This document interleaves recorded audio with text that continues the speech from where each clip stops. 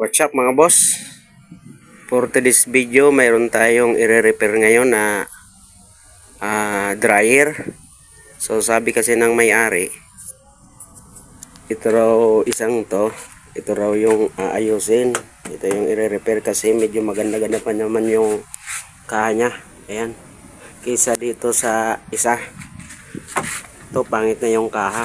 Tapos naputol kasi yung yung spring niya sa baba na pinaglalagyan ng motor. Ito mga nasira. Ayan o, nabiyak dito. May mga tama na siya o. Ito. So inalisan ko na nga pala ito ng screw. So buksan natin itong isang to. Ito yung ipapalit ko doon kasi ito medyo maganda-ganda pa naman. So ayan, linagyan ko lang ng tire wire. Ito, tinalian ko ng tire wire kasi nasira din ng pagbangga-bangga dito sa kanyang kaha. Tumatangko-tangko dito kaya nasira yung ganito. Ito nga yung mga tinamaan niya, mga ayan yung mga tama niya sa pagka tumiting ka dyan sa gilid. So ito yung ipapalit ko kasi ito namang isa, ito rin inalisan ko na rin to ng screw. So ayan, lagyan natin dito sa baba. Ito naman maganda sana to kasi stainless yung kanyang basket, kung basket bang tawag nito. Ayan, stainless siya, maganda, malaki.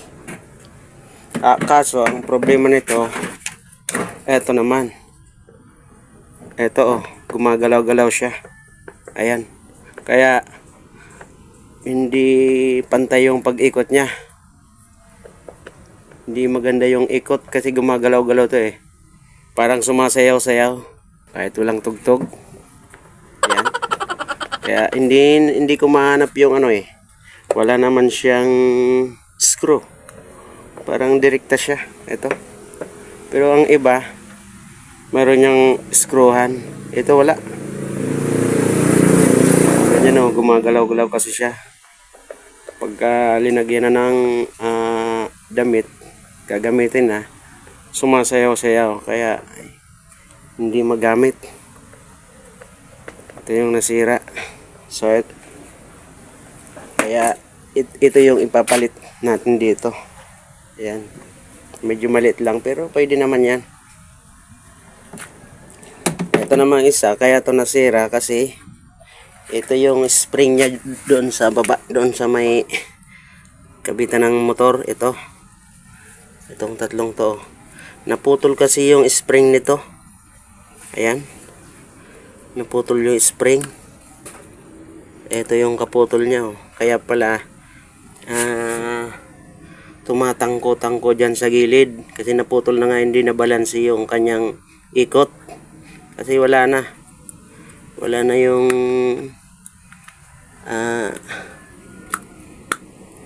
hindi na nakakabit yung lagayan ng spring doon, naputol na kasi. Ayan, so ito naman yung kanyang capacitor. Siguro ayos pa to, buo pa to. Mamaya titingnan natin. So ayan, ito tabi na lang natin. Pero ayos pa naman sana yung niya, yung motor niya. Yun lang ang pinaka problema. Ayaw na ng may-ari nito kasi luma na rin, saka na yung kaha. Ito ayos pa Ayan, may sticker pa yan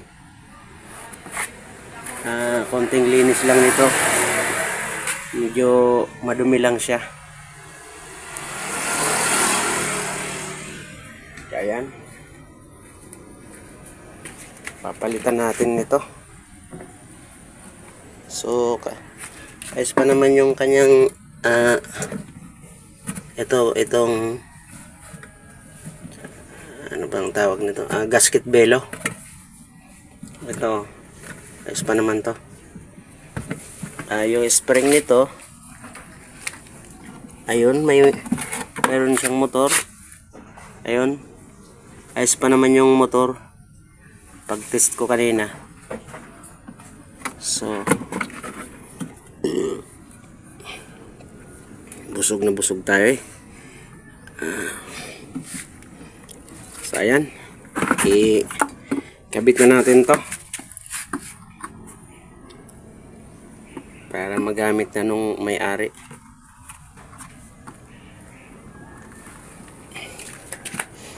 Pasok natin dito, wala kasi naghahawak nitong ating camera.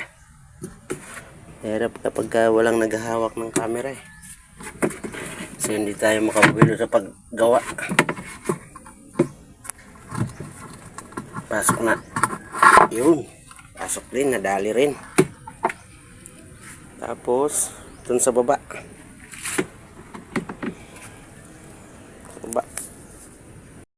So ayan, dito na tayo sa baba. Lagay na natin tong dalawang tornilyo. Lagay natin. So habang nga palang naglalagay ako nitong tornilyo, magpo-promote ako ng aking channel. Paki-subscribe naman kung halimbawang napadaan kayo sa aking channel. At paki-like na rin. Paki-hit na rin yung notification bell para lagi kayong updated sa aking video ina-upload. Katulad ng mga pag-aayos ng mga ganito. Lagay natin to.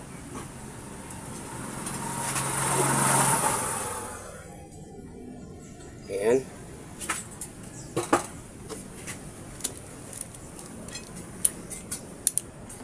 Tapos igpitan natin.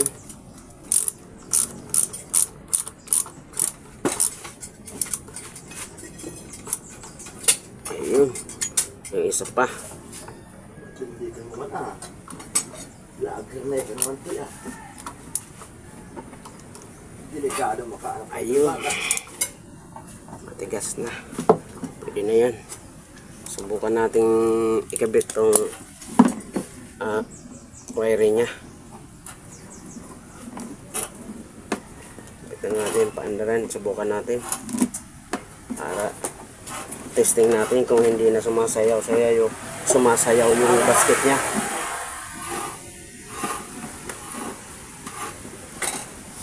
Masiyaw. So, check natin muli yung wiring.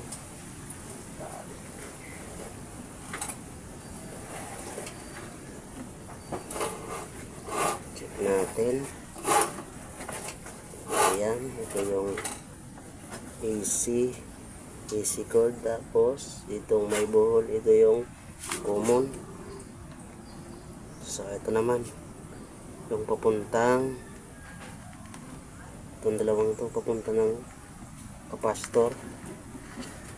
Saan ba yung capacitor? Ito yung capacitor. Ayan yung capacitor, itong dalawang to. Tapos yung isang wire ng AC cord. Ito nakakabit na pala dito eh. Ito na yun, kinabit ko na pala to. So subukan natin. Kahit wala pang timer yan, ikutin lang naman natin eh. Testingin lang, testing. Kahit wag naman natin lagyan ng tape kita. Wag naman natin lagyan ng tape. So tama ba? Ayan, tama. Easy. Ito, papunta ng capacitor. Ito, nakita ba? Ito pala eh. Kala ko hindi. I-edit na natin yung ating video. Yung camera. So, ito mga boss, ulitin natin. Kanina baka hindi nakita sa camera. So ito yung AC cord pupunta rito. Tapos ito yung isang wire ng AC cord, tapos punta dito sa kanyang common. Ito, mayroon akong tanda dito, linagyan ko siya ng buhol para hindi tayo magkamali, kahit may color naman yan eh, pero yun ang ginagawa ko. Tapos ito naman yung running, at saka ito yung reverse. Ito alin dyan. Ayan, pumunta ng capacitor. Itong dalawang wire ng motor at saka capacitor. Ito, pupunta doon sa capacitor, sa baba. Tapos ito naman yung sana yan. Ito naman yung isang wire ng AC cord. Ilalagay lang natin dito sa itong dalawang wire. Lagay natin dito sa motor ng ito isang wire galing ng capacitor at galing ng motor. Itong dalawang ito kabit natin dito. Ayan, tapos testingin na natin. Ayan, saksak lang natin dito, wala kasi extension eh. Eto, saksak natin ba, hindi madali ah. Ayun, umikot na. So pala to eh. Ayun o, hindi siya sumasayaw-sayaw, hindi katulad ng isang yung isang basket. Tama lang yan eh, yung ikot na yan. Yung isa eh, yung isang yun, yung isang basket, magalaw yun eh,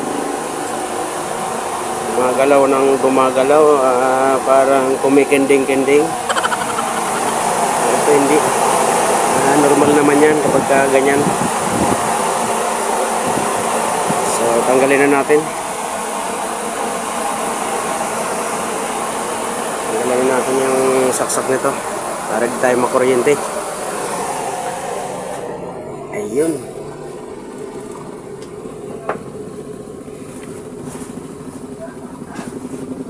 So ang susunod natin gagawin, screw na natin dito sa ibabaw.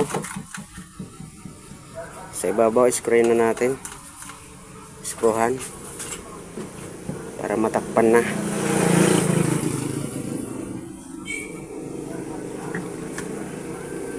So ayan.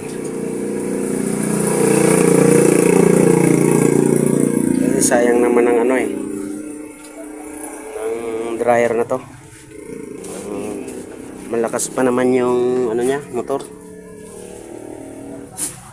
So ayan, tatakpan na natin. Kabit na itong takip niya dito sa ibabaw. Tapos yung kanyang wire papunta dun sa baba. Ito yung kanyang timer. Ito yung wire ng timer.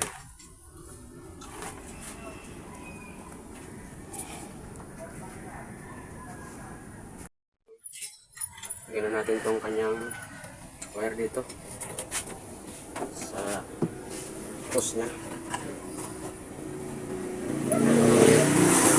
Kaya meron itong post dito kasi ang dinidepensahan niya yung yung wire niya. Kaya hindi maputol kapag tinamaan itong kanyang basket. Dahil minsan yung yung damit lumalabas dito, yung palubas ng damit, pwedeng tamaan dito ng damit dito, pwede maputol tong wire, kaya meron ka dito, meron siyang ganito. Kapag wala niyan, walang hose, magpuputol lang yung wire. May nakalabas na gamit na hindi na dryer. Tapos natin.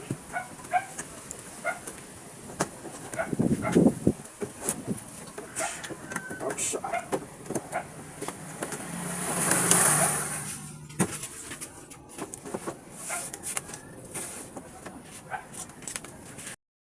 So ayan, natakpan na natin siya. Susunod natin itong timer, ilalagay na natin. Ayan, lagay natin yung timer. Ayan, ayos na. Saksak natin muli. Testing. Ayun. Tapos ikutin natin yung timer. Ito tayo sa harap. Ikutin natin yung timer. Ayun, umuga na siya, umuuga-uga. Ayan na. Ayun o. Yun no. Kaya lang, kapag ganyan nga binubuksan siya, humihina yung ikot niya kasi yung switch niya, andito sa takip niya. Sarahin muli natin. Ayun. Subukan nga nating lagyan ng damit to kung malakas talaga tong umikot. Ay, pag kuha mo yung yung labahan doon, kahit yung lang, yung labahan na lang. Pupunuin natin to kung kaya niya bang paikutin. Ayan, buksan muna natin. So, maganda naman yung ikot, hindi sumasayaw-sayaw. Wala na kasing preno yan mga boss. Hindi na natin linirgyan ng preno kasi yung preno niya sira na. So ayan, lagyan na natin ng damit. Yung mga labahan natin dyan para kahit marumihan okay lang kasi dati namang marumi yan eh. Sige po, medyo punuin natin. So ayan, kulang pa yan. Kulang pang konti. Ito magaan lang to kasi tuyo siya, hindi siya basa. Pero subukan natin punuin. Ayan.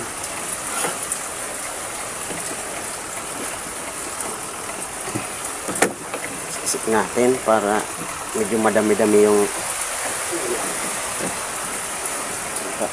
wag lang lalabas yung yung damit niya, yung damit para hindi tumama dito sa gilid.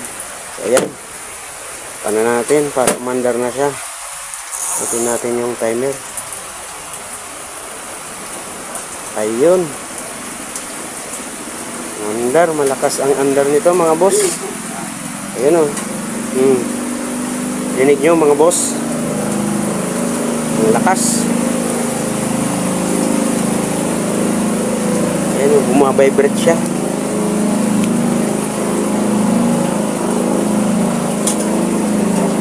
Buksan natin. Ayun, malakas. Maganda yung kanyang ikot. So ayun, ganyan lang mga boss ang pagpalit nitong basket. Basket bang tawag dyan o tab? Tab ba o basket? Basta yun. Yun na. Yun na yung ginawa nating dryer. So matutuwa na nitong may-ari. Ano pa kasi yan eh, wala pang dito, yung takip, yung cover nya. So tanggalin muna natin yung saksak.